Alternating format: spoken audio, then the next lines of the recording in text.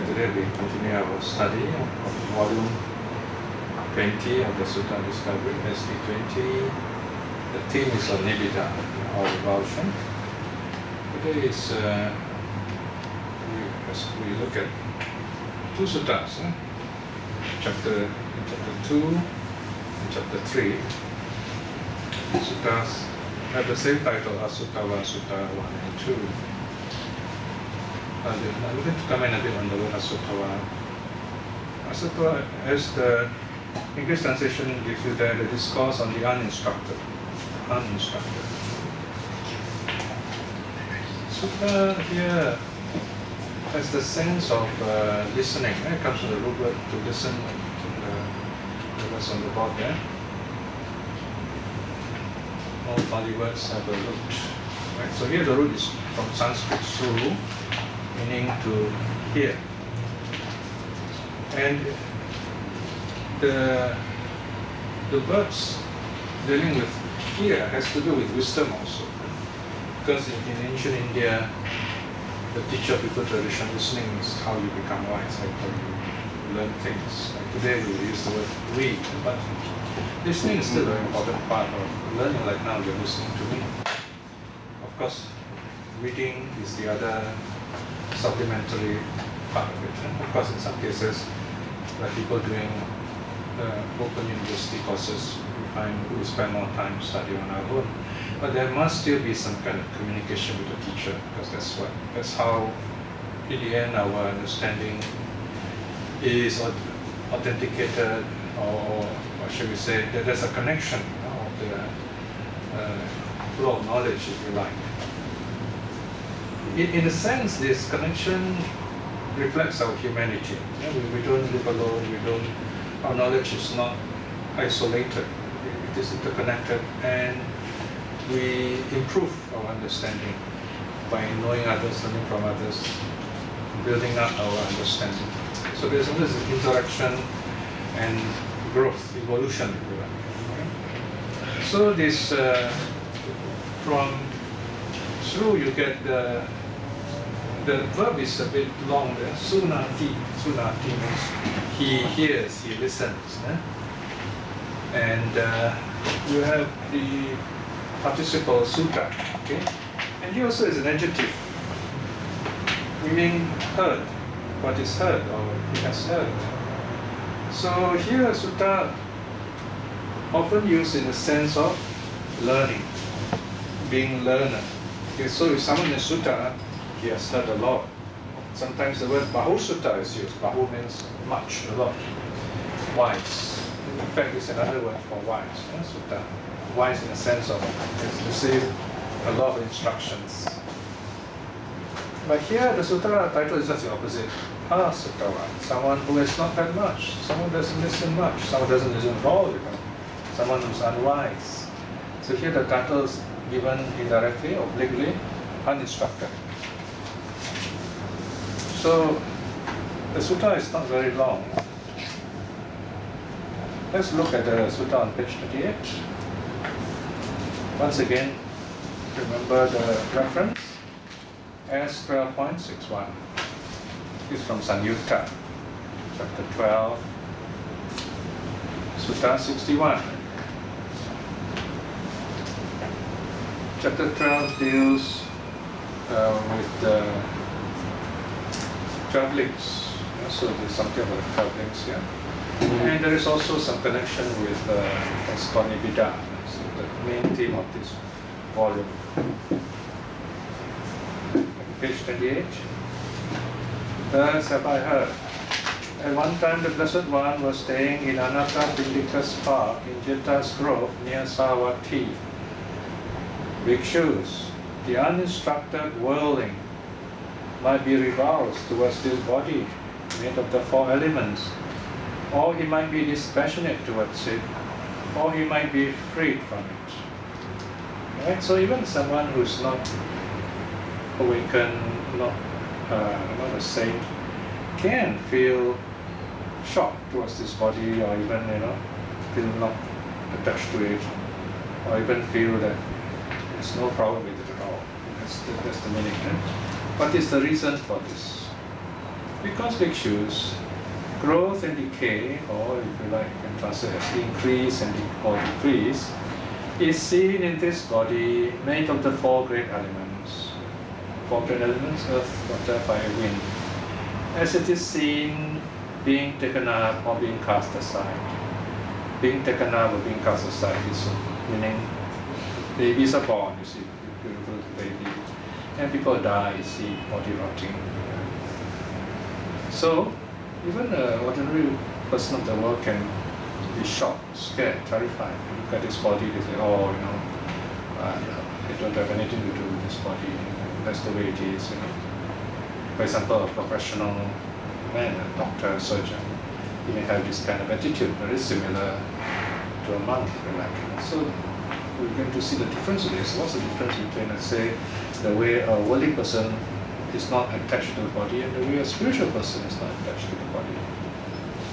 So the next line says, therefore the uninstructed worldling might be repulsed towards this body made of the four great elements, or he might be dispassionate towards it, or he might be freed from it. So it's kind of like a worldly level of his attitude towards the body, not attached towards the body. Okay, this is part 3, towards the body. Section 4 is the mind. Here it's a bit tricky. So you have a worldly person, uninstructed person, no interest in religion maybe. He can have this regard, say, oh, this body, you know, it's not permanent, get sick, so you may not be bothered about it. But the mind is a different thing, it's very tricky. This is section 4. But bhikshus, as regard to what is called mind, or thought, mentation, or consciousness, the uninstructed worldling is unable to be repulsed towards it, unable to be dispassionate towards it, unable to be freed from it. Right? So you can say, okay, I'm dispassionate, I have no feeling for the body. I even hate the body, some people may say that. But the mind is tricky. You can't say I don't like my mind. In fact, we praise the mind highly. We're going to talk more about this. But first of all, notice this is one of those very interesting passages where the Buddha mentions 3 words for mind. All the 3 words written on the board for you: mind, thought, and consciousness. Right? Chitta, mano, and vijnana. They all refer to the mind. Here they are used synonymously. That is why it's very important when you read suttas, you got to read in context. That means it's like you look at a picture, see what does a picture show? You just take one thing and then that's all there is. It's a complete set. Okay? So here, the context is simply the mind. Of course, some people may argue the Buddha is talking about different aspects of the mind. Yeah, also right, you can also put it that way. But it doesn't really matter. The important thing here is the Buddha is contrasted between body and mind. Yeah? 4 elements, and then the other one is the mind. And why is he doing this? The Buddha is saying this ordinary worldly person will never be able to have the same attitude towards the mind. Say, no, I have not attached to the mind. You know? I have let go of the mind. It's not that simple. You can say it, but thoughts still trouble us. We still get angry. We're still controlled by our emotions. We might not be controlled by our body anymore, or to a large extent we can control the body, but the mind is very tricky. What is the reason for this? Because bhikshus for a long time, it has been held, cherished, and grasped by him thus: this is mine, this I am, this is myself. Right? We may not regard the body as the self, but somehow the mind, you know, so abstract, we don't really see it. It's easier to regard it as something like, that's me, you know, philosophically at least. I am what I think, or as Descartes says, so I think, I think therefore I am, and so on, that kind of idea. Right? So here Buddha says we tend to think of our mind as this is mine, this I am, this is myself. My mind belongs to me. I am my mind. This mind is myself. These are all wrong views, by the way. Eh? They have to do with self-view. If you hold on to this kind of view, then you will never progress. You will never win stream winning. Okay? So the sutta goes on. Therefore, the unstructured worlding is unable to be repulsed towards it, unable to be dispassionate towards it, unable to be freed from it, from the mind. So what is Buddha is trying to say here? That the worldly person sees the body like sort of a fixed thing, if you like. The mind sort of a fixed thing. Fixed in the sense that may be eternal, if you like. You know? The mind especially. Whereas the body, of course, it's easy to understand this body is permanent, but the mind is so abstract. We tend to think it to be more lasting, so to speak, even eternal. And then we start thinking all kinds of ideas about the mind. And then the Buddha goes on deeper now on how the wise looks at the mind. 6. It would be better, bhikshus, for the uninstructed worldling to take this body made of the 4 great elements rather than the mind as the self. Right? So here it's interesting. The Buddha says, instead of taking the mind as yourself and own your mind, you must not, say this body is mine. And remember here the Buddha is only talking rhetorically. He's not saying it's good to do this. He's saying if you have a choice, you might as well say my body is the self. What is the reason for this? Because this body made of the 4 great elements is seen standing for 1 year, 2 years, 3 years, for 4, 5 or 10 years, for 20, 30, 40 or 50 years, for 100 years. Or is seen standing for even longer. Right? You can see this people living for a long time. But that which is called a mind, or thought, or consciousness, citta, mano, vijnana, arises as one thing and ceases as another, like night and day. Moves very fast. Okay? We can think one idea, next moment change our mind. The mind changes very fast. Like body, we don't notice that much. For example, we see each other often enough, you don't see much difference. But very young people, especially children, you meet them as little babies, and then 4 years later you meet them again, wow, they've shot up already. Growth spurt. And then you meet them another 4 years, older still, and they're teenagers. So you say, wow, this person has changed. But if you are in a family or you regularly see each other especially every day, or even once a week, once a month, you don't see much physical change. And unless you take a photo and you compare, right? So we don't notice much change physically in each other.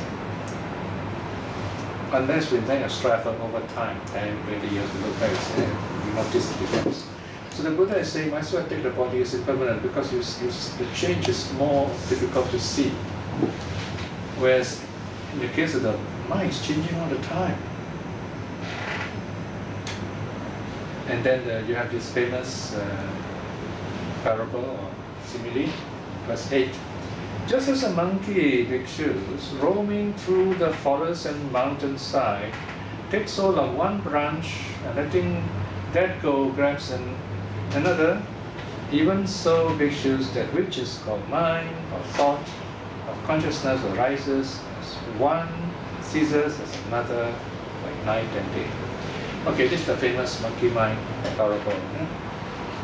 Often misquoted, by the way. There are 2 parables actually. What we often hear is we hear monkey mind, meaning this mind jumps about, very easily distracted, which is a modern comparison. You can use it in its own right. I'm not saying it is wrong, but we cannot say the source of that parable comes from here. We can say they are very similar, yes, but this monkey parable here in section 8, the meaning of this parable, the monkey mind, is that the mind always needs an object to hold on to. That's the meaning of monkey mind. The monkey swings from tree to tree. The monkey, you can see the monkey. It holds one, and then the moment it grasps the other, it will let go of this one. Okay? So it swings like that from tree to tree. it cannot let go of any branch, let go of fall. So it's always holding on to one branch. So the mind always needs an object. That is why if we follow this principle in meditation, we give the mind a happy object to focus on, then the mind won't wander off. Or if the mind tries to wander off, we use some other strategies to train the mind to focus. Alright, so because the mind is like the nature of the mind. And then slowly, when the mind is tame, we are at peace, we are happy. It's like the monkeys quietly in the tree, no more swinging from tree to tree. So we don't need those objects anymore. The mind is objectless, so to speak. I'm very happy. Okay, that's very high level. Next, the Buddha tells us how to do this. Okay, so this is dependent arising, including revulsion. But before that, let me take a step back and let's talk about the 3 words for the mind on the board. So you can see here on the board the 3 words. Number 1 is Citta. Citta is mind. Number 2 we have Mano, it's also mind, and then Vijnana here also mind. But when used on their own, they have 2 different meanings. So here I want to use the Pali word.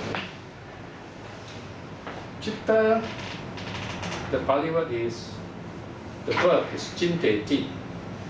Cinteti means to think, to think. So this one is to remember, you think of the verb, then you get the special meaning of the noun. Cinteti, he thinks. So in other words, if you want to translate this word as a special word, you can say thought. Thought or thoughts, if you like, special meaning. Remember, context is very important. So this translation I'm giving you is just for the sake of some understanding the meanings and possible usages. So citta, we can translate as thought, just like in the first verse of Dhammapada. And then mano, look at the verb. We have 2 verbs there, maneti and manteti, right? Now maneti has this idea of showing respect, high regard for someone, maneti, high regard, esteem, okay, some kind of respect, the feeling you have towards a teacher, towards a good friend, towards an elder, something like that, maneti. And so it's also think highly of someone. And then manteti, very interesting. Manteti means to consult, to give advice. And in Sanskrit, you have the word mantri, and the Malay word mantri. So, and then your mantra, already mantra actually refers to this consultation. So this manteti is to get someone's advice, to get someone's mind, so to speak. Right? So here, this is called mano, and it's very close to English mind. So easy to remember, right? You can translate as mind. How come some scholars use request for this? They use mentation, quite a big word. But if you can find a simpler word, why not use a simpler word? Mind, such a simple word. And then you have the 3rd one, vijnana. Vijnana, the Pali, the verb is vijanati. Okay, here, remember some time ago, I listed all the Pali verbs for knowing. It's quite a list. I've added 3 more new words in the article. So it's got like nearly a dozen words for knowing. So here vijanati. Janati means know in the normal sense of the word, simple basic idea. Then you have we in front. We here means like in an analytical way, take things apart. So vijanati is how the senses work. Right? So for example, the moment you get up, your senses starts working. So first of all, you check: am I dreaming or is this real? Am I really seeing something? Am I really hearing something? For example, when I'm talking to you, you hear. Right? Or you can see me, right? So all this, and you can feel the air. So all this information, they go very fast, one after the other. And so that's vijanati, that moment of sense awareness. We say that vijanati. You are conscious of the sound coming from my voice, you are aware of the coolness or warmth of the surrounding. You're aware of the visual impact, what you see, and so on. So all these are all vijanati. They together they give you this like a triangulation of the world. This is our world, okay, our real world, so to speak. This is vijanati. So it's very easy. Vijanati is the verb. The noun is vijnana, consciousness. Right? So these are three common words for the mind. I'll return a reflection on this some time ago, so you can read that again if you like. So any questions on these three words? So this means mind.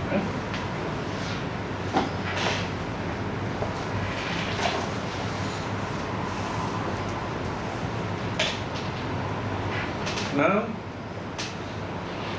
so the Buddha says, how do we really let go of the body and the mind?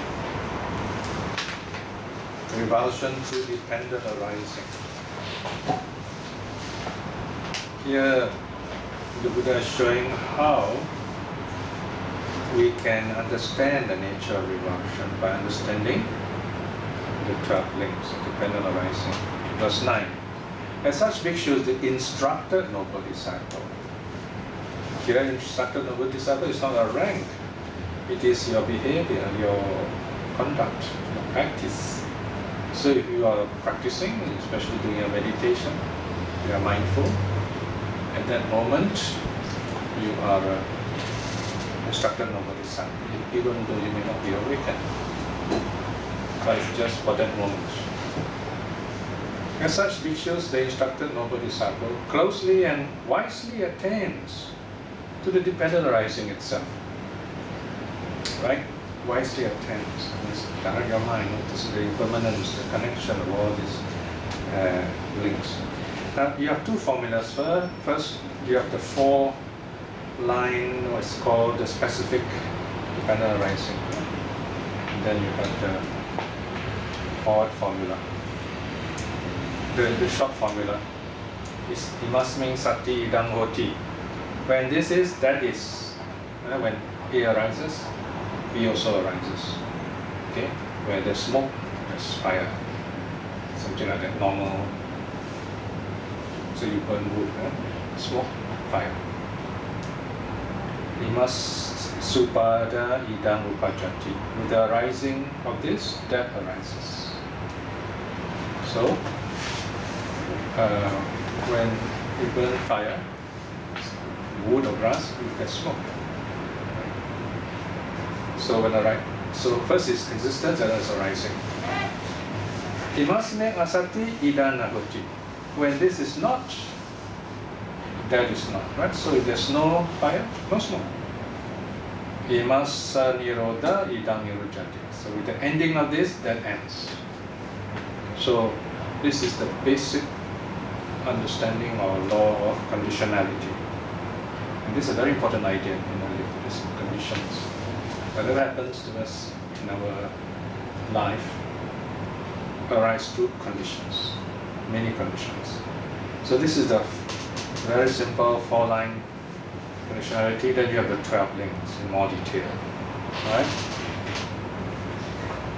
Okay, that is to say, so you have the Pali words, avijja pacaya sankara, sankara pacaya vijnana, vijnana pacaya nama, rupam nama, rupa pacaya salayatana, salayatana pacaya paso, pasa pacaya vedana, vedana pacaya tanha, tanha pacaya upadana, upadana pacaya bhava, bhava pacaya jati, jati pacaya jara maranam.